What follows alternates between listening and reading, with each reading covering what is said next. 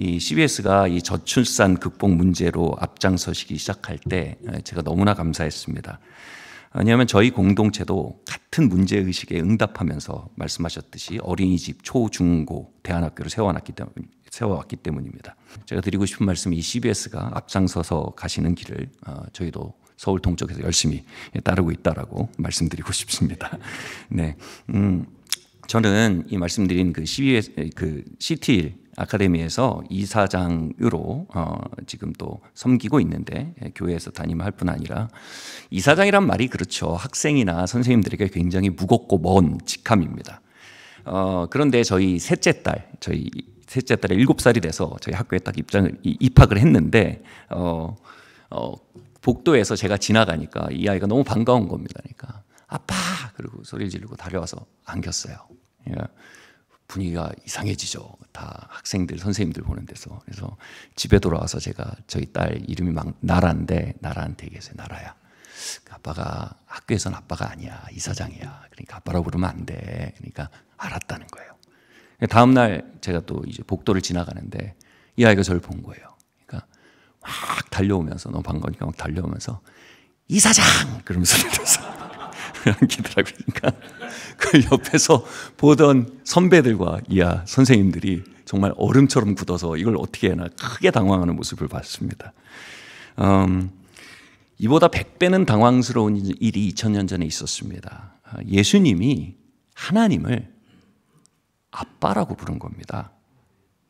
이게 우리가 하나님 아버지라고 번역하는데 이게 원어로 보면 아바라고 돼 있는데, 제가 공부하면서 아바라는 뜻을 보고 좀 놀랐어요. 이 아바가 그냥 아빠 정도도 아닙니다. 아이가 태어나서 자신을 돌보고 크고 강한 자신을 사랑하는 부성적 존재를 느낄 때 이 아이가 옹알이를 하는 소리가 아바랍니다. 그러니까 아빠 이 정도입니다. 상대적으로 여러분, 이스라엘 민족들이, 유대인들이 하나님을 부를 때 이 아도나이 이렇게 부르는데 그렇게 부르지도 못합니다. 예를 들면 성경을 필사할 때 하나님의 이름이 나오면 먼저 가서 목욕을 합니다. 그리고 경배를 하고요. 그 다음에 일어나서 아도나이를 쓰고 필사를 할 수 있게 됩니다. 그런 종교적 사회 안에서 예수님이 하나님을 갑자기 아빠라고 부른 겁니다. 이건 극단적인 친밀함과 극단적인 신뢰의 표현입니다. 놀라운 것은요, 예수께서 우리로 하나님을 아빠라고 부르라고 초청하고 계시다는 겁니다. 이것은 하나님과 우리가 예수님과 동일한 관계 안으로 나올 수 있도록 초대하시는 음성이라 믿습니다. 우리 같이 한번 해볼까요? 아빠. 예. 뭐 제가 아빠봐 이 정도까지 요구하진 않겠습니다. 그런데 종종 우리가 하나님 아버지라는 말이요, 그 친밀함과 신뢰는 사라진 공허한 호칭으로 남을 때가 많습니다. 왜 그럴까요? 여러분, 송신기가 있어도 수신기가 고장나면 신호가 잡히지는 않습니다. 하나님이 우리의 아바가 되셔서 우리를 향한 사랑과 돌봄의 신호를 아무리 송신하셔도 우리 안에 수신기, 즉 자녀의 마음이 깨어져 있으면, 고장나 있으면 그것이 우리에게 전달되지를 않는 것입니다. 저의 좋은 선배 사역자인 이 제임스 조던이라는 목사님이 계십니다. 이 제임스 조던 목사님이 이 청년 시절에 하나님 아버지의 마음을 만나고 하나님 아버지와 교제하고 싶어서 미국에 있던 하나님 아버지의 마음 사역이라는 캠프에 한 몇 달 가 있었습니다. 그런데 도대체 하나님이 아바로 와 닿질 않는 겁니다. 그래서 막 투쟁을 하는데 기도 시간에 한 답을 얻습니다. 이 성령께서 그 마음에 이렇게 질문하십니다. 제임스, 너는 누구의 아들이냐? 제임스, 너는 누구의 아들이냐? 성경에서 사람을 소개하는 아주 독특한 기법이 있습니다. 방법이 있습니다. 눈의 아들 여호수아, 이새의 아들 다윗, 여분네 아들 갈렙, 누구누구의 아들로 사람을 인식하는 것은 하나님의 고유한 인식 방법입니다. 그 맥락에서 성령께서 물으신 겁니다. 제임스, 넌 누구의 아들이냐? 습관적으로 자신의 아버지의 이름을 대며 누구누구의 아들입니다라고 대답하려고 하는데 그 성령의 밝은 빛 앞에서 깨닫게 됩니다. 자신은 누구의 아들도 아님을 말입니다. 제임스의 아버지는 2차 대전 참전 군인이었습니다. 그런데 포병이었는데 이 한 마을을 군부대로 알고 오폭을 합니다. 그리고 마을로 진군에 들어가는데 민간인의 시체가 가득한 그 모습을 보며 이 청년의 마음이 죽어버리고 맙니다. 집이 뉴질랜드인데 이 뉴질랜드로 돌아온 제임스의 아버지는요, 결혼하고 아이를 낳지만요, 아이와 마음으로 연결될 능력을 잃어버렸습니다. 아이를 더 이상 사랑할 수도 정서적으로 커넥트할 수 있는 능력이 없는 것입니다. 입을 열면 나오는 것이 비판이고 논쟁인 것입니다. 한 아이는 아버지로부터 사랑과 격려를 기대하여 마음을 엽니다. 그런데 거기에 화살처럼 비난이 꽂히는 겁니다. 어린 제임스의 마음은 깨어지고 깨어졌습니다. 마침내 사춘기가 되었을 때 다시 논쟁이 시작됐고 아버지가 폭언을 합니다. 제임스, 너는 내 인생의 가장 큰 실수다. 그때 제임스가 고개를 숙이고 홀로 이렇게 말했답니다. 좋습니다.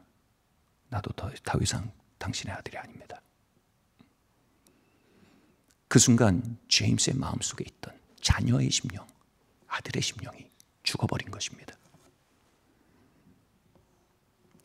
제임스, 너는 누구의 아들이냐는 성령의 질문 앞에 제임스는 자신이 실상 고아임을 알게 됩니다. 주님, 전 누구의 아들도 아닙니다. 그리고 무엇을 해야 할지 순간 깨달았습니다. 아들의 자리로 돌아가기 위해 자신은 아버지에게 편지를 쓰기 시작합니다. 아버지, 저는 오랫동안 당신의 아들이길 그쳤습니다. 용서를 구합니다. 이제 아버지의 아들의 자리로 다시 돌아가기 원합니다. 제 마음을 받아주십시오. 그리고 그 편지를 들고요, 미국에서 우체통에 그 편지를 이렇게 넣었다가 이걸 떨어뜨리면 이게 아버지가 읽게 되는 거죠. 근데 말씀드렸던 아버지는요, 약함을 보면 비난하는 자동 반사를 가진 분입니다. 너무나 공포스러운 것입니다. 이 약함을 고백했을 때 아버지의 쏟아질 비난들이 두려운 것입니다. 그래서 편지를 빼서 주머니에 넣고 거리를 서성입니다.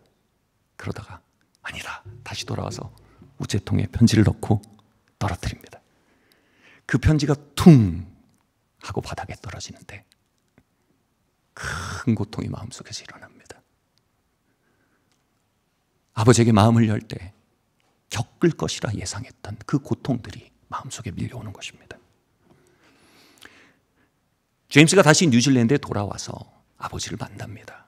근데 아버지는 한마디도 편지에 대해 언급하지 않습니다. 나중에 어머니에게 조용히 묻습니다. 엄마, 아버지가 내 편지 받았나요? 어머니가 말합니다. 제임스, 그 편지는 아빠의 보물이야. 아빠는 그 편지를 침대 옆 서랍에 넣어놓고 매일 밤 읽어서 매일 밤 꺼내서 읽고 계셔. 그 순간 제임스는 하나님 역사하기 시작하시는구나. 이 길을 더 가봐야겠다. 이제 용기를 또 냅니다. 아버지가 헤어질 때 이렇게 뻣뻣하게 악수를 이렇게 하시는 분인데 헤어질 때 악수를 이렇게 하는데 제임스가 손을 잡고 와락 끌어안아 버립니다. 그러면서 귀에 대고 말합니다. 아빠, 사랑해요. 그 순간 아버지는요, 벼락 맞은 고목나무처럼 굳어서 어찌할 바를 모릅니다. 제임스의 아버지는 평생 처음으로 남자로부터 사랑한다는 말을 들은 것입니다. 제임스는 계속해서 시도합니다. 아빠, 우리 럭비 같이 보자. 30이 넘은 아들이 말입니다. 같이 산책하자. 점점 아버지는 제임스의 포옹에 응답하기 시작합니다. 시간이 흘러 제임스의 아버지는 치매가 오셔서 노년을 요양원에서 보내셨습니다. 사람에게 반응할 수 없고 하루 종일 창밖만 멍하니 바라보며 앉아있는 치매 환자였습니다. 제임스는 아버지를 방문해서 대화를 시작합니다. 아빠, 아버지, 저는 어렸을 때 아버지의 격려와 사랑을 기대했어요. 그런데 제게 돌아온 건 논쟁과 비난이었어요. 그때 제 마음이 너무 아팠어요. 창밖을 멍하니 바라보는 치매에 걸린 아버지 앞에서 그냥 마음을 털어놓은 것입니다. 그런데 그 아버지가 신음하듯 응답합니다. 제임스 미안해. 제임스 내가 미안해. 제임스 내가 미안해.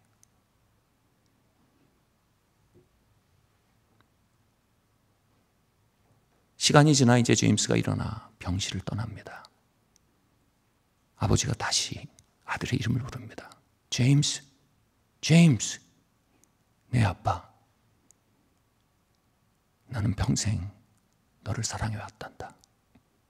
나는 평생 너를 사랑해왔단다. 그리고 그것이 아버지와 나는 마지막 대화였습니다. 이 이야기를 저희 아버지와 제가 함께 들었습니다. 여러분, 간증은 동일한 역사를 복제하는 능력을 가지고 있습니다. 저희 아버지의 마음에 아비의 마음을 자녀에게로 돌이키고 자녀의 마음을 아비에게로 돌이키는 하나님의 역사가 상륙했습니다. 저희 아버지는 용기를 내셔서 말씀합니다. 제가 목회자가 된 이후로 저희 아버지는 존대를 하십니다. 저에게 어렵게 말씀을 꺼내십니다. 제가 많이 거칠었습니다. 너무 많이 공격했습니다. 너무 지나치게 혼을 냈습니다. 미안합니다. 나를 용서해 주세요.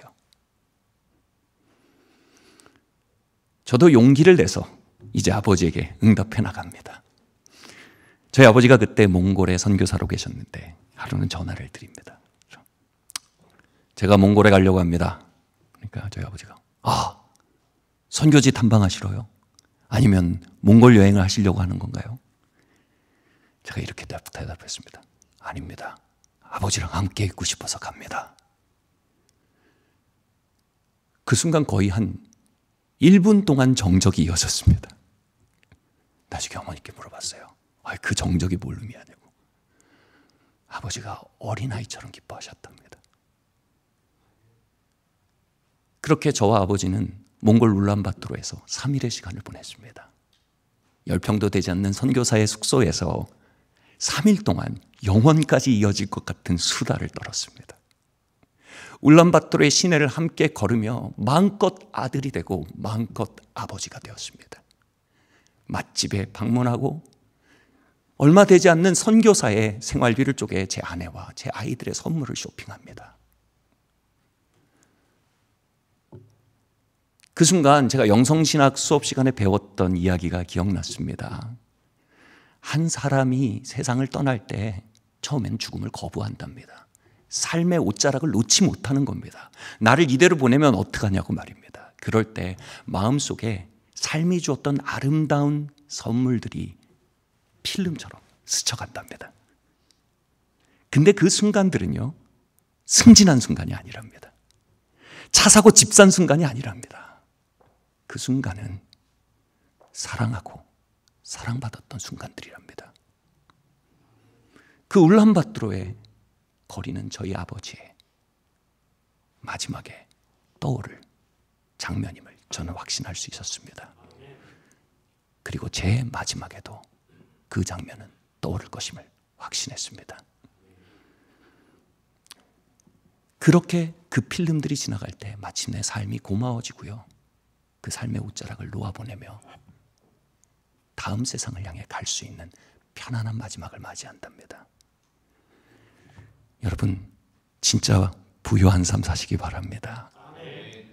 사랑하고 사랑받은 많은 사건들을 여러분 시간 속에 만들어 가시기를 바랍니다.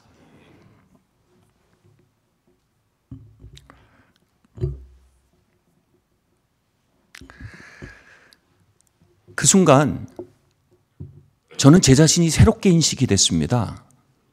언제나 당신은 누굽니까 하면 산이의 마을교회 담임 김영준 목사입니다. 뭐 어디 학교 이사장 김영준입니다. 그런데 그 순간 저는 전혀 다른 응답을 마음에서 하게 되었습니다. 당신은 누굽니까? 예, 저는 김광태의 아들 김영준입니다. 나는 김광태 아들 김영준입니다. 나의 중심에 그렇게 말할 수 있는 심령이 회복되었을 때, 아들의 심령, 자녀의 심령이 회복되었을 때, 40이 넘어서야 너무 먼 길을 돌아 나는 김광태 아들 김영준입니다라고 말하고 있게 되었을 때, 그 순간 하나님 아바는 제 옆에 서 계셨습니다. 하나님이 더 이상 조물주나 창조주나 전능자만이 아닌 나의 아바로 저의 마음을 비추고 계셨음을 발견할 수 있었던 것입니다. 제 마음의 수신기가 고쳐진 것입니다. 코끼리는 무리를 지어 정서적으로 서로 연결되어 사는 동물이라고 합니다. 특별히 이 아기 코끼리들은요, 엄마, 아빠, 삼촌, 이모의 다리 사이를 막 오가면서 부비고 애정을 받으면서 성장합니다. 그런데 이 아기 코끼리를 그 가족 코끼리의 무리에서 떨어뜨려 놓으면요, 희한한 변화가 시작됩니다. 이 아기 코끼리가 흉폭해지고요, 분노하는 코끼리가 됩니다. 그리고 이 성적인 기관들이 나이에 맞지 않게 과도하게 발달돼서요, 이상 성욕을 나타냅니다.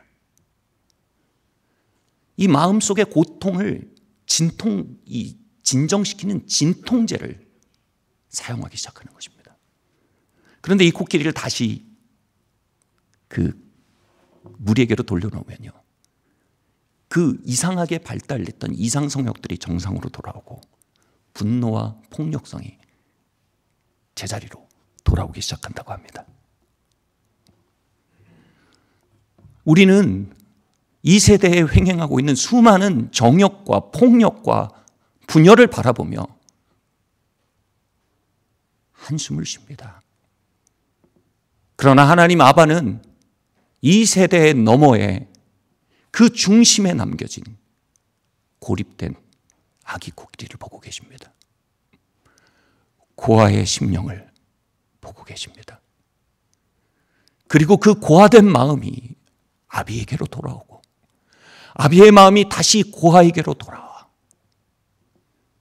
자녀의 심령이 회복되어 하나님을 다시 아바로 만나는, 아바로서 하나님의 품에 끌어안아지는 그 일을 하나님은 갈망하고 원하시는 것입니다.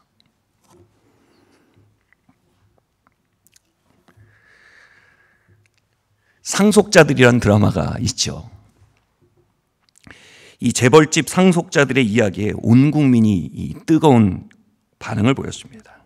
그런데 그거 아십니까? 우리 모두는 상속자들입니다. 자녀이면 또한 상속자라고 했습니다. 하나님 아바의 상속자입니다. 그래서 예수님은요, 하나님 아바를 좋은 것으로 주실 줄 아시는 분이라고 소개합니다. 좋은 것, 우리 모두를 향한 유업들을, 상속물들을 그분은 준비하고 계십니다. 우리가 자녀의 자리로 돌아올 때 우리는 그 상속물의 대상이 되기 시작합니다. 제가 학교에서 아이들에게 얘기할 때 이런 얘기를 합니다. 피자 8조각을 놓고 20명이 덤벼들 때 경쟁이 시작된다. 그런데 그것은 고아의 세계이다. 너희는 아들의 왕국에 있다. 하나님은 너희 각자의 이름으로 만들어진 피자를 하늘에서 굽고 계신다. 그리고 너희가 그분의 자녀로 이 땅에서 그분을 따르기 시작할 때 그 피자들이 너희의 삶에 현현할 것이다. 경쟁의 결과가 아닌 신뢰의 결과로 말이다. 이것은 그냥 듣기 좋은 이야기가 아닙니다.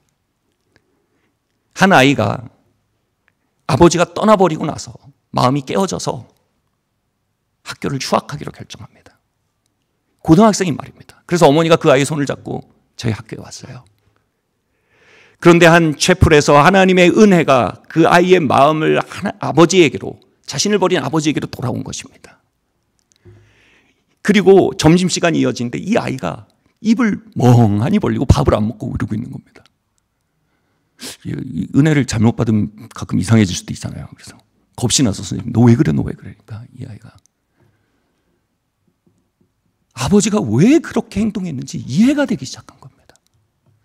아버지의 고통과 슬픔과 상실과 고통이 느껴지는 것입니다.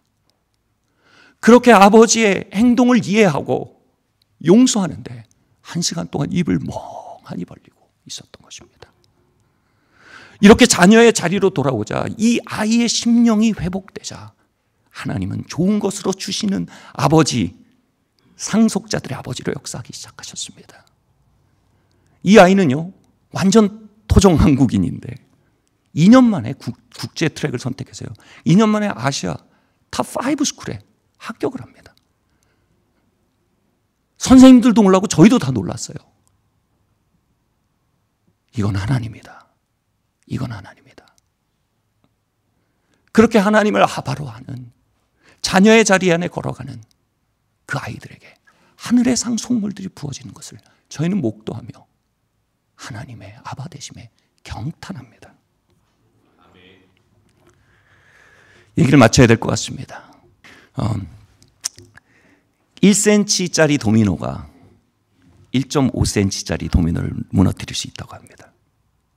여러분, 그렇게 1.5배를 29번 넘어뜨리면 마지막에는 롯데타워를 무너뜨릴 수 있다고 합니다. 550m짜리 말입니다. 말씀드렸던 간증은 동일한 역사를 반복해 하는 능력이 있습니다. 이 회복의 이야기들, 이 자녀의 마음이 시작된 이야기들 속에 그 역사를 반복해 하는 능력이 이 자리에 우리의 심령에 찾아오고 있는 줄 믿습니다. 이 1cm의 도미노 같은 우리의 마음에 일으킨 터치가 우리의 마음속 작은 고아의 마음들을 돌이켜 아버지의 자리로, 아버지의 마음을 돌이켜 자녀의 자리로 돌아오도록 움직여갈 때 그 발걸음은 우리가 생각할 수도 없었던, 기대할 수도 없었던 놀라운 열매들을 우리의 삶과 우리의 다음 세대와 우리의 가문에 일으킬 것을 저는 확신합니다. 한 아버지는요, 장성한 자녀들을 불러서 냇가에 불러서요, 발을 하나씩 씻어주면서 아빠가 미안했다. 그리고 내가 너희를 사랑한다. 장성한 자녀들이 계속 웁니다. 한 중년이 넘은 성도님은요, 고향의 아버지에게 전화를 합니다. 아빠, 내가 아빠에게 자녀의 길 그쳤습니다. 나는 아버지의 자녀입니다. 그리고 죽을 때까지 난 당신의 아들일 겁니다. 아버지는 너무 감동해서 울면서도 너무 당황스러운 거예요. 그래서 야, 와 이러노? 니 혹시 죽을 병 걸렸나? 막 이러시기도 하고. 이 작은 움직임들, 이 작은 돌이킴들, 그리고 이 자리에서 우리가 일어나 나아가 할 작은 선택들, 한 번의 전화, 한 번의 포옹, 한 번의 사과, 한 번의 고백, 한 장의 편지.